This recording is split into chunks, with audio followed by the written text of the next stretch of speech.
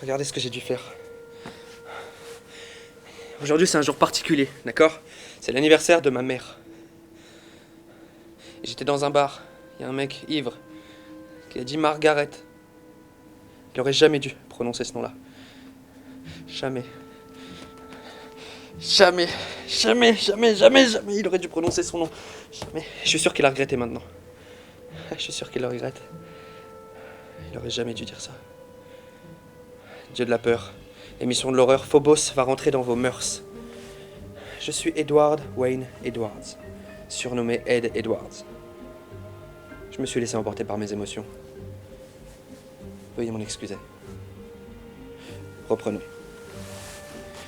L'histoire que je vais vous raconter aujourd'hui, c'est une histoire liée à une amie d'enfance que je ne vois plus beaucoup et que plus personne ne risque de revoir.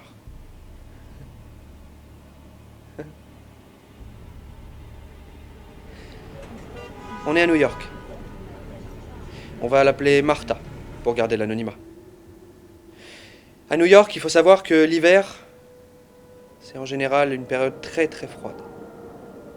Pendant l'hiver, Martha a l'habitude d'allumer son chauffage pour se réchauffer, comme tout le monde, vous allez me dire. Sauf que cette fois-là, le chauffage ne réchauffe absolument pas. Alors elle commence à chercher dans son appartement pour savoir d'où vient ce froid qu'elle ressent. Elle commence à regarder dans chaque pièce de sa maison et finit par aller dans sa salle de bain. Dans la salle de bain, elle observe, elle cherche et regarde la serrure de sa salle de bain. Passe la main et se rend compte que finalement de l'air passe par là. Alors elle scotche. Mais l'air continue. Elle se met dans le cadre de sa porte et là ses cheveux volent avec ce souffle qu'elle ressent dans la salle de bain. Elle continue de chercher partout. Elle touche chaque mur, chaque recoin, et finit par passer la main devant son miroir.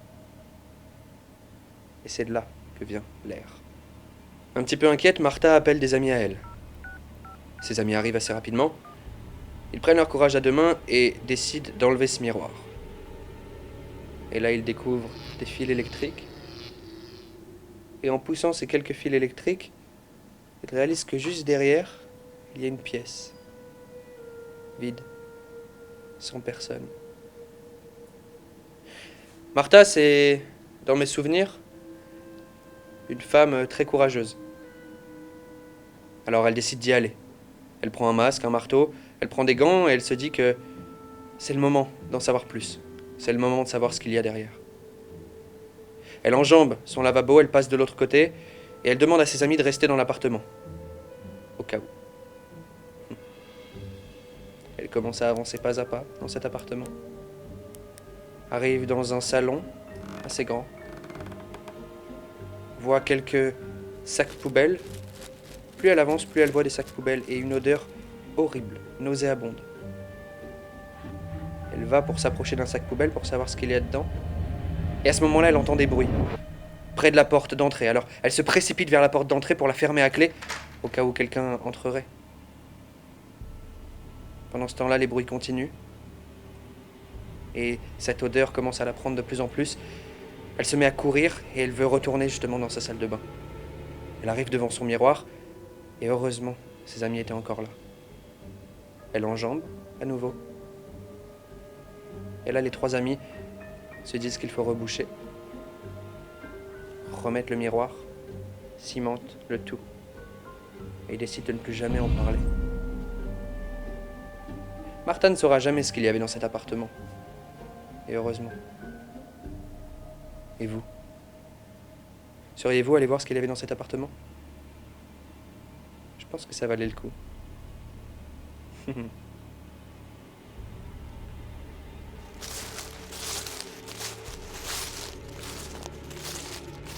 Passons maintenant à la chronique chasseur de légendes. Je vais vous parler des lavandières de nuit, qu'on appelle aussi lavandières de la mort dans les pays celtiques. Les lavandières de la mort, c'est, comment vous dire, des créatures féminines assez particulières, qu'on retrouve la nuit, au bord des cours d'eau, en train de laver du linge. Elles côtoient la mort et elles sont souvent annonciatrices d'un décès. Leur première mention date du XVIIIe siècle, quand on retrouvait les femmes, justement, au bord d'un cours d'eau en train de laver du linge ensanglanté. Ça annonçait les futurs morts des batailles à venir. Le rôle de ces légendes, c'est de véhiculer des interdits sociaux et religieux, notamment celui d'interdire aux femmes de travailler la nuit. En effet, la nuit c'est fait pour dormir, ou autre. Et si vous croyez que vous allez rencontrer quelqu'un en plein milieu de la nuit, je pense que vous n'aurez pas vraiment très envie de sortir. Alors vous allez me demander, pourquoi est-ce que ces femmes, ces lavandières, sont condamnées à laver du linge éternellement? Il y a deux raisons à ça. La première, ce serait qu'elles sont des mères infanticides, qui sont condamnées à laver jusqu'au jugement dernier les langes et les cadavres de leurs bébés. La seconde raison, ce serait tout simplement qu'elles sont malhonnêtes.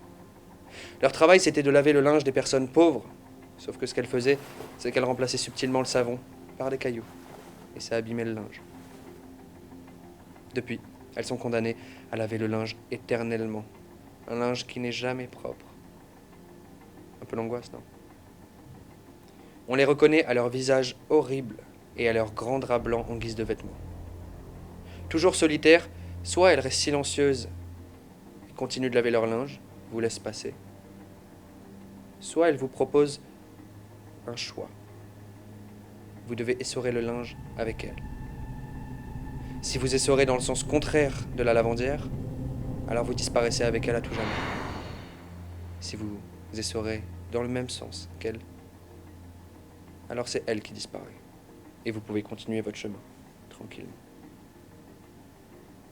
Ça ne donne pas très envie de se balader la nuit en forêt ou près d'un cours d'eau, n'est-ce pas? Mais moi, la mort, ça me fait pas peur. Et vous? Bon, les amis, moi je dois y aller, j'ai des choses à faire. Je vous en dis pas plus, vous comprendrez la semaine prochaine. Si vous avez aimé cette histoire, revenez la semaine prochaine. J'ai encore plein de choses à vous raconter. Et peut-être qu'on se croisera avant.